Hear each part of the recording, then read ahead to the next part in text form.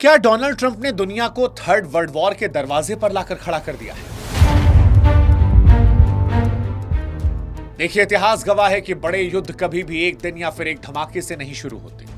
वो धीरे धीरे पकते हैं, टूटे हुए वादों के साथ, घमंड भरे बयानों के साथ। साल 1914 में जब एक राजकुमार की हत्या के बाद वर्ल्ड वॉर 1 हुआ, तो वो हत्या सिर्फ बहाना थी।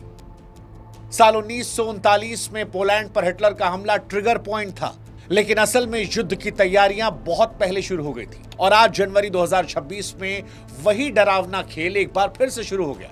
आज डोनाल्ड ट्रंप की अमेरिका फर्स्ट की नीतियां अमेरिका और नथिंग वाली बन गई हैं। डोनाल्ड ट्रंप जो है वो तानाशाह जैसे नजर आ रहे हैं।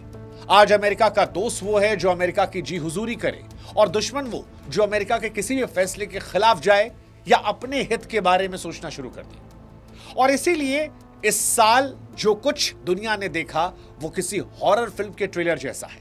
डोनाल्ड ट्रंप ने वो कर दिया जो 250 साल के इतिहास में अमेरिका के किसी राष्ट्रपति ने नहीं किया।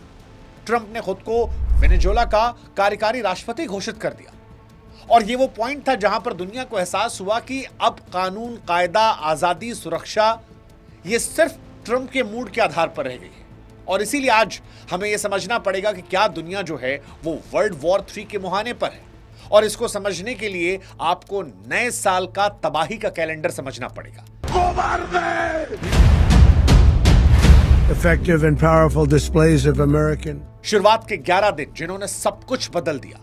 आने वाली पीढ़ियां इन तारीखों को शायद वैसे ही याद रखेंगी जैसे हिरोशिमा नागासाकी को हम याद रखते हैं। इस साल की शुरुआत में 1 जनवरी को वेनेजुएला की राजधानी में अमेरिकाई कमांडो उतरते हैं। राष्ट्रपति मादुरो को घर से उठाया जाता है। व्हाइट हाउस कहता है तानाशाही खत्म, वेनेजुएला आजाद, लेकिन वो चुने हुए राष्ट्रपति थे। उनकी पत्नी जब कोर्ट में आई तो उनकी आंखों के नीचे काला पड़ा था। सवाल उठा कि वो अमेरिका जो ह्यूमन राइट्स की बात करता है वो कहां गया। फिर 3 जनवरी वेनेजुएला के पास अमेरिकी नेवी ने रूस की परमाणु सबमरीन और तेल टैंकर को